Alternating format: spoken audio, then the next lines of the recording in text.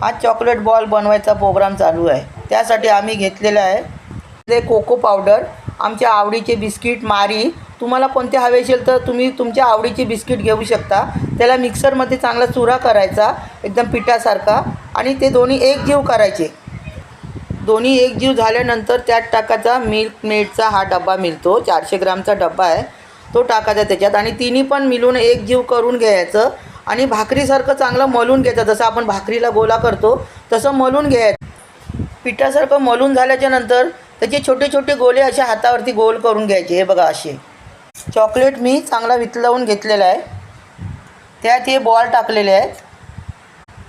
हे चॉकलेटमध्ये चांगले मिक्स करून घ्यायचे बॉल।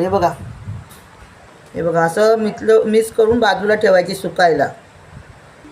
चॉकलेट बॉल तयार झालेले आहेत। चॉकलेट बॉलची सविस्तर माहिती मी मोठ्या व्हिडिओमध्ये दिलेली आहे, ती नक्की बघा। Bye bye.